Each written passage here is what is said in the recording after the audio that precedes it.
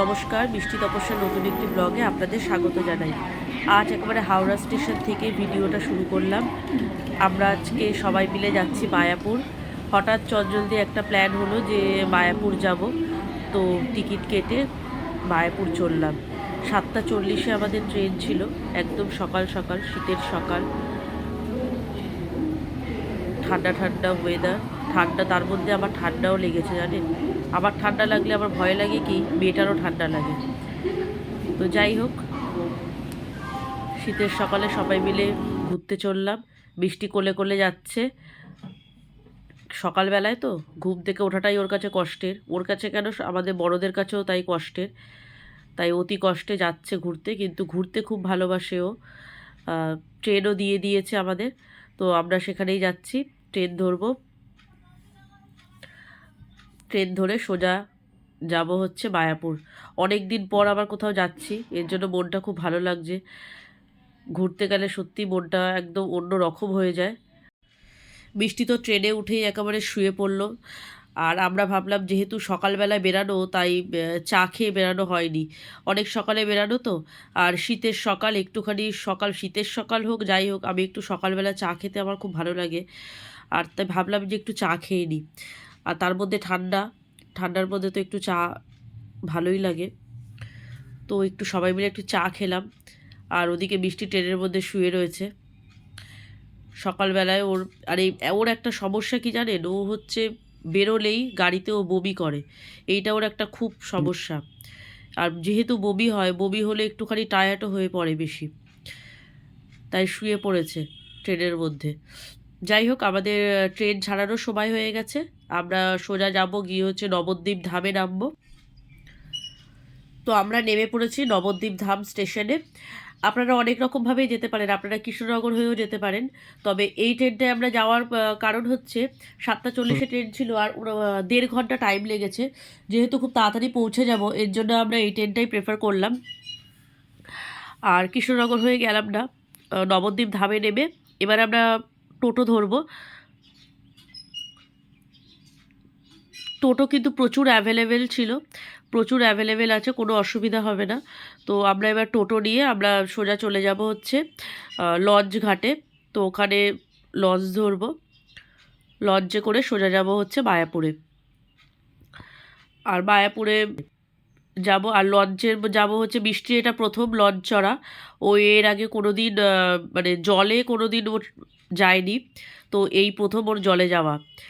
আর এর জন্য ও একটা খুব এক্সাইটেড হয়ে রয়েছে। ওকে বলেছি তুই বোট চড়তে পারবি, আর এর জন্য খুব এক্সাইটেড হয়ে রয়েছে। আর যেতে যেতে আবার লঞ্চ ঘাটে যেতে যেতে এনাদের সঙ্গে দেখা হয়ে গেল। আর বৃষ্টি, ছোট বৃষ্টি এই মাংকি দেখলেও ছোটোবেলা থেকে খুব লাফালাফি করে। তো যাই হোক, এবার আমরা উঠে পড়লাম আমাদের লঞ্চে। তো লঞ্চের যেটা সবথেকে বেশি আকর্ষণীয় সেটা হচ্ছে, মানে যেটা আমার দেখা এবং বৃষ্টিকেও দেখানোর খুব ইচ্ছা, ওকে যেহেতু আমি গল্প করেছি, যে লঞ্চে উঠে দুটো জল, এখানে একটা অদ্ভুত রকম শুনেছি যে দুটো জল, শুনেওছি না, আমি দেখিনি কখনো। এর আগে আমি এসেছিলাম কিন্তু কোনো দিন দেখা হয়নি। যেহেতু মানে রাত্রিবেলায়, রাত্রিবেলা না সন্ধ্যেবেলায় যেহেতু লঞ্চে গেছি, এই জন্য সন্ধ্যেবেলা বোঝা যায় না। তো দিনের আলোতে এই প্রথম যাচ্ছি। আর যেতে যেতে তাই দুটো জল নাকি আলাদা, মানে একসাথে মেশে না। তো এইটা খুব দেখার ইচ্ছা, বৃষ্টিকেও খুব দেখানোর ইচ্ছা।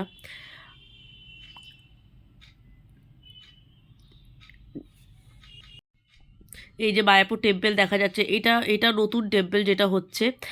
আর যাই হোক, দেখেই কি শান্তি লাগছে যে আমরা যাচ্ছি আলটিমেটলি। এই সেই গাঢ় জল, সত্যিই দেখুন, আগের জলটা যেরকম ছিল পাতলা, এই জলটা অনেকটা গাঢ়। পুরো বোঝাই যাচ্ছে যে দুখানা জল আলাদা, কালারটাও অনেকটা ডিফারেন্ট, অনেক গাঢ় জল।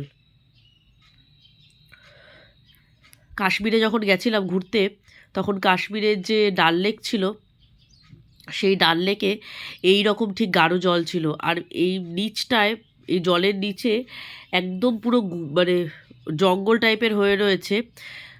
ক্যামেরায় জানি না ধরা পড়ছে কি না, সেম কাশ্মীরে এরকম ছিল জানেন, অনেক মোটা জল। আর যখন রোদের ইয়েটা পড়েছে, রোদটা যখন দেখুন জলের মধ্যে পড়েছে, জলটা যেন অন্য রকম একটা মাত্রা দিচ্ছে, ঢেউ ঢেউ ব্যাপার, খুব সুন্দর লাগছে জলটা, কিন্তু আমার তো খুব ভালো লেগেছে। আর দুটো জল যে ডিফারেন্ট সত্যি বোঝা গেল পুরো। আমরা নেমে পড়লাম মায়াপুর ঘাটে। এইবারে এখান থেকে আমরা বেরিয়েছি, বেরিয়ে দেখুন বৃষ্টির অবস্থাটা একবার দেখুন। পরে দেবো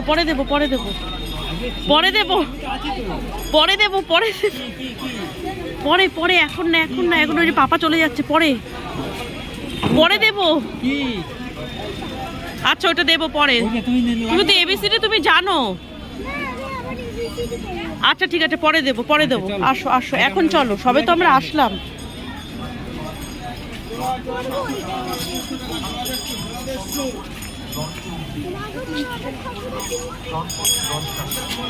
এত দোকান দেখে ও নিজেকে আর ধরে রাখতে পারছে না। যাই হোক, টোটো এখানেও প্রচুর টোটো অ্যাভেলেবেল, তো টোটো ধরলাম। ধরে এরপরে আমরা যাব আমরা যে হোটেলটা বুক করেছি সেই হোটেলে। এখানে মন্দিরের ভেতর আমরা হোটেল পাইনি, তার কারণ মন্দিরের ভেতর হোটেল বুক করতে হলে 3 মাস আগে বুক করতে হয়। তো যেহেতু আপনাদের বললাম আমাদের চটজলদি প্ল্যান, তো সম্ভব না, এই যে মায়াপুর মন্দির সম্ভব না আমাদের মন্দিরের ভেতরে পাওয়া, তাই মন্দিরের খুব কাছেই আমরা পেয়েছিলাম। তো সেই হোটেলে আমরা এখন যাচ্ছি।